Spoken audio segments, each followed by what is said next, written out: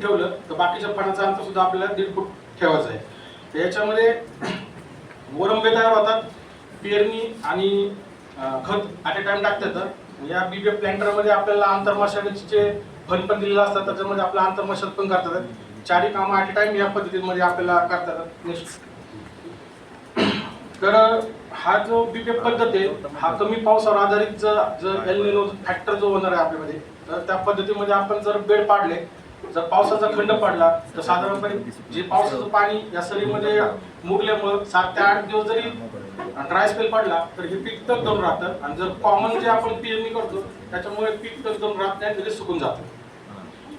Next, तर याचा फायदा काय आहे की याच्यामध्ये आपण काय करतो, कोणती पिकं घेतो, खरीपामध्ये भुईमूग, सोयाबीन, मूग, उडीद, आणि रब्बीमध्ये हरभरा घेतो आणि ज्वारी आपण बेडवर आपण करत असतो. तर साधारणपणे जर याच्यामध्ये बियाण्याचं बघितलं तर बियाण्यामध्ये 25% बचत होते, उत्पादनामध्ये 25 ते 30% उत्पादन त्याच्यामध्ये आपलं वाढतं. आणि हा फायदा आपल्याला हा बेड पद्धतीने होत असतो.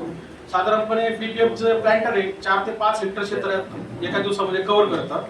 आणि त्याच्यामध्ये हवा खेळती राहते.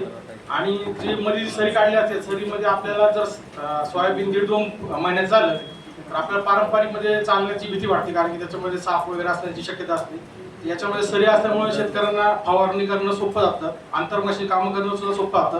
हवा खेळती राहिल्यामुळे कीड रोगाचा प्रादुर्भाव होत नाही. आणि पारंपरिक मध्ये उत्पादनामध्ये घट येते. याच्यामध्ये साधारणपणे 25 ते 30% आपल्याला फायदा होतो. नेक्स्ट, तर याला बीबीएफ यंत्राचा जो वापर आहे ऍडजस्टमेंट त्याला असते, म्हणजे साधारणपणे फन रेझर तुम्हाला सांगितलं तर 4 फुटापासून 5 फुटापर्यंत त्याचा वरंबा आपल्याला तयार करता येतो.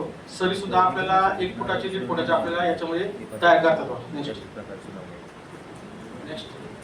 तर हे आपले पॅम्पलेटच आहे, त्याच्यामध्ये काय फायदे ते मी सांगितलं. नेक्स्ट, हे ड्रॉइंग आहे. तर याच्यामध्ये मी आता पहिली जी ड्रॉइंग आहे त्याच्यामध्ये सरी जी आहे ती 1 फुटाची आहे. कडेचं जे रेझर आहे आणि जे आणि पहिले जे फन आहे त्यातलं अंतर सुद्धा 1 फूट आहे. बाकी 2 फणाचं अंतर सुद्धा 1 फूट आहे. साधारणपणे जर टॉप बॉटम बघितला तर 150 सेंटीमीटरचा आहे, टॉप 120 सेंटीमीटरचा तयार होतो वरंबा. खालचं जर चित्र पाहिलं तर साधारणपणे 180 सेंटीमीटरचा आपला बॉटम आहे. आणि आपली जी सरी आहे ती 1.5 फुटाची आहे. कडेचं फन आणि रेझर त्याचं अंतर 1.5 फूट आहे, 2 फणाचं अंतर 1.5 फूट आहे. टॉप आपला 135 सेंटीमीटरचा तयार होतो. नेक्स्ट, तर हे अशा पद्धतीने आपण जर 1 फुटाने केले तर 4 फुटे सरी असेल त्याच्यामध्ये आपल्याला 3 ओळी 30-30 सेंटीमीटरच्या 2 ओळीचे अंतर जर ठेवलं तर 3 लाईन तयार होतात. आणि जर 5 फुटाची ठेवली तर 4 ओळी आपल्याला 30-30 सेंटीमीटरच्या तयार करतात. नेक्स्ट, तर काही फोटोग्राफ्स आहे.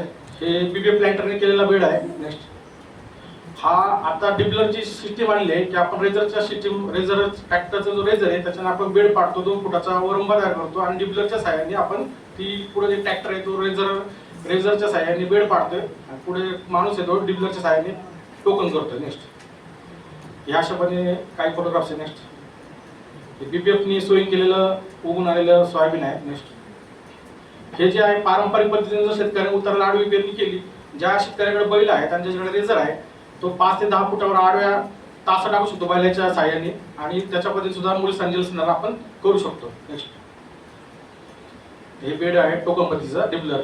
नेक्स्ट, तर हे आपलं जे पारंपरिक जे पेरणी यंत्र आहे त्याला सुद्धा आपण प्लॅन्टर बीबीएफ करू शकतो. 2 रेझर मार्केटमध्ये भेटतात, ते जर आपण कडे लावलं ते त्याच पद्धतीने पारंपरिक जे ड्रिल आहे त्याला आपण एक बीबीएफ एका दिवसात किती पेरणी करू शकतो? 5 ते 6 टन. 5 ते 6 हेक्टर. आणि 1 हेक्टर किती रेट हेक्टर किती? आता आपण कसं आहे सर, आपल्याकडे जे अवेलेबल आहे एकदम छान सांगितलं. तंत्रज्ञान मला एज्युकेशन पाहिजे की मी कृषी सहाय्यक आहे, माझ्याकडे 1000 हेक्टर 1200 रुपये पेरणी घेतात. जर रेझर लावला तर तास वाढतो त्याच्यामुळे 1,500 रुपये घेतात. तंत्रज्ञान सगळ्याला माहिती आहे. आता एज्युकेशन महत्वाचं आहे. तुम्ही ते कसं करून घेणार आहे? तुमच्याकडे किती मशीन आहे, तुमच्याकडे किती क्षेत्र आहे, एका दिवसाला साधारणतः एक बीबीएफ यंत्र किती पेरतं, बरोबर आहे? त्याच्यामुळे किती समजा आपल्याला 10 यंत्र लागत असतील, आपल्याकडे 3 यंत्र आहेत, तुम्ही कसं टार्गेट पूर्ण करणार आहे? तुम्ही ट्रॅक्टरच्या माध्यमातून करणार का? त्याच्यावर तुम्हाला एज्युकेशन पाहिजे. साधी जी पेरणी आहे ती 1200 रुपये रेट आहे. जर आपण रेझर लावला तो स्लो चालतो, त्याच्यामुळे 1,500 रुपये एकरचा रेट शेतकरी घेतात. आणि जर रेझर लावला तर रेझरला 1200 रुपये घेतात. आणि डिबलरनी जर केलं तर 500 रुपये माणूस प्रति एकरचे घेतो. सर्वसाधारण पेरणी आणि बीबीएफनी पेरणी केल्यामुळे किती टक्के उत्पन्नात वाढ होते? सांगितलं 25 ते 30% उत्पादन वाढतं. उत्पन्नात किती होते? 25 ते उत्पादन किती वाढतं? एकरी उत्पादन किती वाढतं? हेक्टरी जर आपण सरासरी विचार झाला 30 जर आपला 30 क्विंटल जर हेक्टरी उत्पादन असेल तर साधारणपणे 40-45 क्विंटल पर्यंत लोकांनी उत्पन्न काढले. आमच्याकडे 50 ते 55 क्विंटल पर्यंत काढले. 40 ते 15 वाढतं. याच्यात काय करा, जनरली गेल्या वर्षी तुम्ही काम करणार एखाद्या शेतकऱ्याचं स्पेसिफिक उदाहरण द्या. अमुक नावाचा ठाकूर आहे, त्यांनी 1 एकर पेरलं, त्याला असं उदाहरण झालं, एवढा फायदा झाला. स्पेसिफिक तुम्ही त्या मुद्द्यावर यायचंय. बरोबर आहे? मुद्दा लक्षात ना? मला समजलं पण माझा एक्सपायरी शेतकरी होता त्याचा माझा चार्ट होता. पेरलं 1 एकर. काय मी अंदाज आहे मी 3 मिनिटाचा वेळ दिला T20 खेळायला मग त्या पद्धतीने आणलं. नाही कसोटीचा माल आणला. तसं दिलं असतं मी केलं असतं. त्याच्यामुळे 3 मिनिटं दिली ते स्पेसिफिक बोला, पण चांगलं सांगितलं तंत्रज्ञान. ओपन फील्डवरचा फोटो आहे 1.5 फूट आहे. माननीय GD साहेबांनी व्हिजिट दिली होती. ठीक आपल्या संपला. नेक्स्ट सगळ्यांनी लक्षात ठेवा.